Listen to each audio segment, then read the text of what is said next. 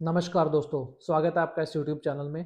तो आज के वीडियो में हम आप बात करने वाले हैं कि 5 ऐसी किताबों की जो कि आपको फाइनेंशियली स्मार्ट बना देंगी।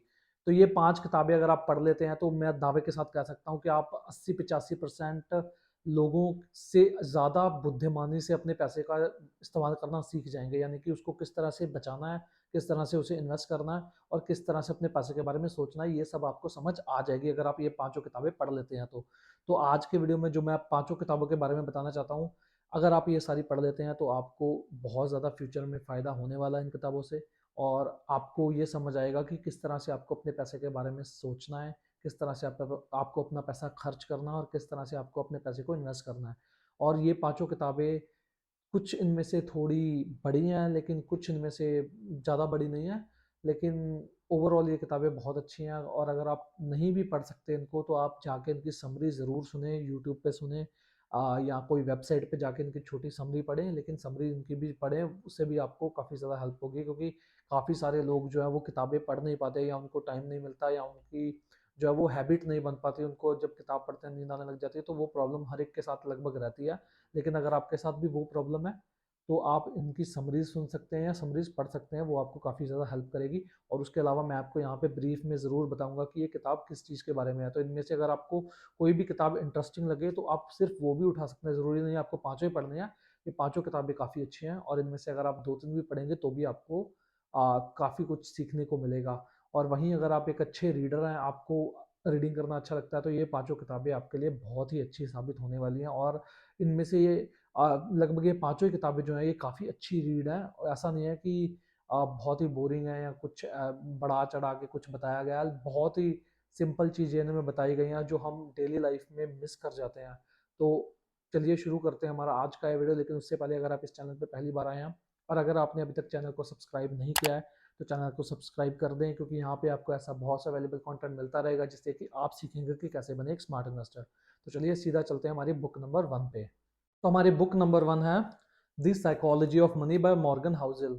ये किताब बहुत ही अच्छी किताब है जो कि आपको बताती है कि अपने पैसे के बारे में सोचना कैसे है और किस तरह से हमारे पास्ट जो एक्सपीरियंसेस है वो हमारे इन फ्यूचर पैसे के बारे में क्या परसेप्शन होगा उसको इम्पैक्ट करते हैं। तो अगर आपने बचपन में सुना होगा कि पैसा ही सब कुछ नहीं होता, पैसा खराब चीज़ है, तो हो सकता है कि आपको फ्यूचर में जाके ऐसा लगे कि यार पैसा तो नेगेटिव होता है, यार पैसे के बारे में छोड़, यार क्या पैसा करना। लेकिन अगर आप रियली पैसे के बारे में सही तरीके से सोचेंगे तो आपको ये समझ आएगी कि पैसा एक ज़रूरी चीज़ है जो कि हमें लाइफ में चाहिए। हाँ, आपको एक लिमिट के बाद पैसा इतना इम्पैक्ट नहीं करता, लेकिन एक लिमिट तक आपको पैसा ज़रूर चाहिए अगर आपको अच्छी लाइफस्टाइल जीनी है तो उसके रिलेटेड काफ़ी अच्छे एग्जाम्पल्स इस किताब में दिए गए हैं। और उसके बाद इस किताब में हमें ये भी बताया जाता है कि एक रिच और एक वेल्दी पीपल के बीच में डिफरेंस क्या होता है।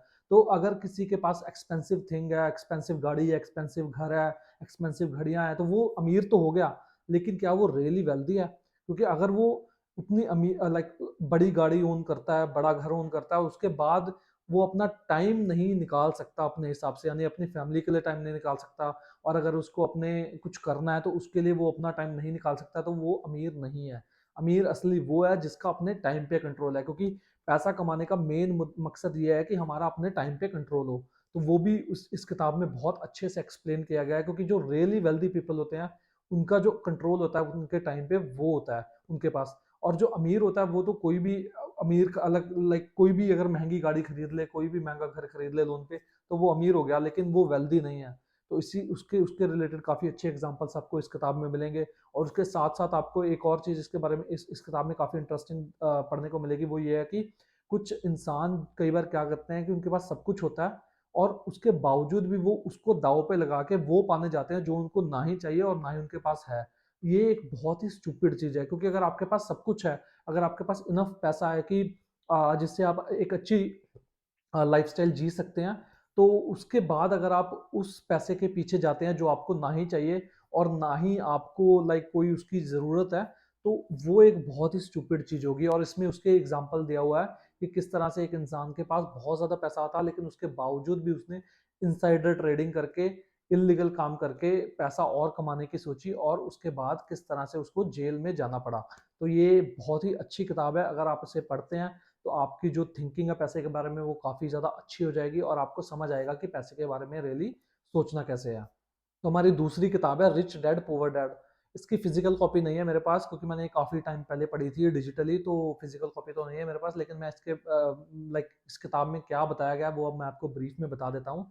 तो ये किताब बेसिकली एसेट्स और लाइबिलिटीज़ के बारे में है। तो इस किताब में मेजरली आपको ये बताया जाता है कि एसेट्स क्या होते हैं और लाइबिलिटीज़ क्या होती हैं, और हर एक चीज़ जो एसेट आपको लगती है वो एक्चुअल में एसेट होती भी है कि नहीं, तो उसका बहुत ही अच्छे से एक्सप्लेनेशन दिया गया है। क्योंकि सपोज अगर आपके पास एक कार है तो वो आपको लगता है कि वो एसेट है, लेकिन अगर वो कार आप पर्सनल यूज़ के लिए यूज़ कर रहे हैं तो वो आपकी एसेट नहीं है, वो आपकी लाइबिलिटी है, क्योंकि वो आपको कोई कैश नहीं दे रही, वो आपकी जेब से पैसा खर्च करवा रही है। वहीं अगर आप उस कार को भाड़े पे चढ़ाते हैं, या आप उबर चलाते हैं, या आप कोई टैक्सी का बिजनेस करते हैं अपना, तो फिर वो आपके लिए एसेट है। तो इस तरह से एसेट और लाइबिलिटी में जो रियल डिफरेंस है वो काफ़ी अच्छे से एक्सप्लेन किया गया है इस किताब में। और उसके साथ साथ हमें दो जनों की कहानी का बताया गया है, जो कि एक रिच डैड है और एक पुअर डैड है, वो किस तरह से पैसे के बारे में सोचते हैं।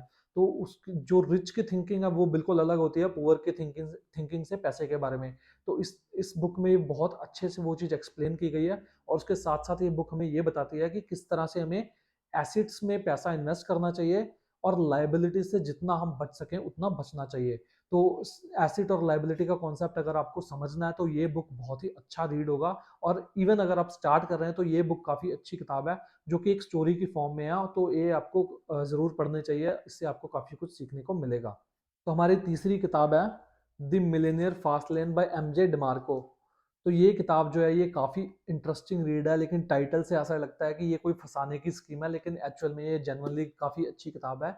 और मैं इसे 2 बार खुद पढ़ चुका हूँ, और मुझे लगता है कि ये one of the best financial books में से एक है, क्योंकि इसमें जो ऑथर है वो काफ़ी अच्छे से हमें एक्सप्लेन करते हैं कि दुनिया में 3 तरीके के लोग होते हैं। पहले होते हैं साइड वॉकर्स, जो कि जितना कमाते हैं उतना ही खर्च कर देते हैं, और उसके अलावा उससे उसके ऊपर और कर्ज लेके और भी खर्च कर देते हैं, और उनका कोई भी सेविंग टारगेट नहीं होता, कोई भी इन्वेस्टिंग टारगेट नहीं होता, फाइनेंशियल कोई भी गोल नहीं होता। तो ये होते हैं साइड वॉकर्स। तो जो दूसरे ग्रुप ऑफ पीपल है वो होते हैं दी स्लो लेनर्स। तो स्लो लेनर्स वो होते हैं जो पैसा कमाते हैं और उसमें से थोड़ा थोड़ा बचा के या तो वो इंडेक्स फंड में लगा देते हैं, या कोई म्यूचुअल फंड में लगा देते हैं, या फिर वो कोई प्रॉपर्टी खरीद लेते हैं और जिसकी धीरे धीरे किस्तें भरते रहते हैं, या फिर कोई और ऐसी इन्वेस्टमेंट कर देते हैं जो धीरे धीरे उनका पैसे को ग्रो करती रहेगी। और इनका टारगेट ये होता है कि 60 65 70 की एज में एक अच्छा खासा रिटायरमेंट कॉर्पस इनके पास हो। तो ये होते हैं स्लो लेनर्स। और जो तीसरा ग्रुप होता है वो होता है the fast learners. Fast learners वो होते हैं जो अपना बिजनेस करते हैं और बहुत जल्दी से अमीर बन जाते हैं। अब उसका मतलब ये नहीं है कि ओवरनाइट अमीर बन जाते हैं, लेकिन बाकी 2 ग्रुप्स के मुकाबले ये काफ़ी ज़्यादा तेज़ी से फाइनेंशियल इंडिपेंडेंस हासिल कर लेते हैं। मे बी 15 सालों में, 10 से 15 सालों में, और मे बी इवन उससे कम, अगर किसी को बहुत अच्छा कोई बिजनेस आइडिया मिल गया या कुछ ऐसा। तो ये काफ़ी अच्छे से एक्सप्लेन किया गया है इस किताब में। और उसके साथ साथ ऑथर इस किताब में एक सेंस फ्रेमवर्क को इंट्रोड्यूस करते हैं, जिसका मतलब है कंट्रोल, एंट्री, टाइम, और उसके बाद सॉरी नीड, टाइम, और उसके बाद स्किल, तो स्केल। तो इसका मतलब ये है कि अगर आप कोई बिजनेस करने जा रहे हैं तो उस पर आपका कंट्रोल होना चाहिए पहला तो। उसके बाद उस बिजनेस में एंट्री बैरियर होना चाहिए। उसके बाद उस बिजनेस में की जो है वो नीड होनी चाहिए, क्योंकि अगर आप कोई भी बिजनेस शुरू कर देंगे और उसकी किसी को भी ज़रूरत नहीं है तो वो बिजनेस के फेलियर के चांसेस बहुत ज़्यादा बढ़ जाएंगे। उसके बाद जो टाइम, टाइम का मतलब ये है कि वो बिजनेस आपके आपके बिना भी अच्छा चलना चाहिए, तभी वो एक अच्छा बिजनेस है। क्योंकि अगर आपके बिना वो बिजनेस नहीं चल सकता तो वो काइंड ऑफ आपने एक हाई पेइंग जॉब ही ले लिया है। और उसके बाद स्केल, स्केल यानी कि उस बिजनेस में स्केलेबिलिटी भी होनी चाहिए। तो ये अगर पांचों जो चीज़ें हैं ये आपका बिजनेस में जो है, तो ये आपका बिजनेस काफ़ी अच्छा है। लेकिन अगर इनमें से 3 या उससे ज़्यादा चीज़ें आपके बिजनेस में नहीं है, तो फिर आपको सोचना चाहिए कि क्या आप रियली एक अच्छा बिजनेस कर रहे हैं कि नहीं। क्योंकि अगर आप ऐसा नहीं है, तो आपने एक हाई पेइंग जॉब ली हुई है अपने लिए। तो उसको बहुत अच्छे से एक्सप्लेन करते हैं ऑथर इस किताब में। और मुझे ये कॉन्सेप्ट बहुत ही अच्छा लगा, और इसको आप इन्वेस्टिंग से भी रिलेट कर सकते हैं। तो ये बुक आपके लिए काफ़ी अच्छी इंटरेस्टिंग रीड होने वाली है। तो ये बुक भी आप ज़रूर पढ़ें। तो हमारी बुक नंबर 4 है the road less stupid by Keith J Cunningham. तो इस बुक में बेसिकली हमें ये बताया जाता है कि हमें किस तरह से सोचना चाहिए, और किस तरह से हमें सही क्वेश्चन पूछने चाहिए अपने आप से, ताकि हमें अच्छे आंसर्स मिल सकें। क्योंकि अगर आपको प्रॉब्लम अच्छे से समझ नहीं आई, तो उसके बाद अगर आप उस प्रॉब्लम को सॉल्व करने जाते हैं तो चांसेस बहुत कम है कि आप उस प्रॉब्लम को सॉल्व कर पाएंगे। वहीं अगर आप प्रॉब्लम को अच्छे से समझ लेते हैं फिर आपको अच्छे क्वेश्चंस अपने आप से पूछने हैं उस प्रॉब्लम के रिलेटेड कि ये प्रॉब्लम क्यों हो रही है, ये प्रॉब्लम कैसे मैं सॉल्व कर सकता हूँ, और ये प्रॉब्लम क्या सॉल्वेबल भी है कि नहीं। क्योंकि अगर कई प्रॉब्लम्स ऐसी होती हैं, बिजनेस बिजनेस पर्सपेक्टिव से मैं बात कर रहा हूँ, कि कई प्रॉब्लम्स ऐसी होती हैं जिनको सॉल्व करना बहुत मुश्किल होता है या लाइक इम्पॉसिबल होता है। तो आपको अपनी जो रोड है उसको चेंज करना चाहिए उस मौके पे, और एक नया प्लान बनाना चाहिए अपनी कंपनी के लिए। तो ये बुक एक बहुत ही अच्छी रीड है उनके लिए जिनका बिजनेस है और उसमें कोई प्रॉब्लम चल रही है हाल फिलहाल, और उसको किस तरह से टैकल करें, अपना रिस्क मैनेजमेंट कैसे करें। तो उस वो इस बुक में काफ़ी अच्छे से एक्सप्लेन किया गया है। और ये बुक एक ओवरऑल लाइक कंप्लीट पैकेज जिसे हम बोलेंगे वो है, उसमें काफ़ी कुछ बताया गया है। अब बिजनेस से लेके इन्वेस्टिंग से लेके अपनी पर्सनल जो मनी के बारे में थिंकिंग है उसके बारे में, तो काफ़ी अच्छी इंटरेस्टिंग किताब है ये। और उसके अलावा इस किताब में हमें ये भी बताया गया कि किस तरह सिर्फ जो स्टूपिड थिंग्स हैं उनको अवॉइड करके, जो कि हम डम थिंग्स रोज कर देते हैं कई बार बहुत ही स्टूपिड स्टूपिड चीजें होती हैं जिनको हम बिना सोचे समझे कर देते हैं, अगर हम उनको अवॉइड करें तो किस तरह से हम मेजोरिटी ऑफ पीपल से आगे निकल जाएंगे लाइफ में। और इसका एग्जांपल ये है कि सपोज आपका या मेरा या और किसी का भी कोई फोन है और वो अच्छा खासा चल रहा है, लेकिन अब नया मॉडल आ गया उस फोन का, तो हमको उस नए मॉडल को लेना है, फिर चाहे हमारे पास सेविंग हो या ना हो, हमें उसकी ज़रूरत हो या ना हो, हम फिर भी जाकर ले आएंगे। तो ये एक बहुत ही स्टूपिड चीज़ है जो हम सब करते हैं, और हमको वो किस तरह अवॉइड करनी चाहिए।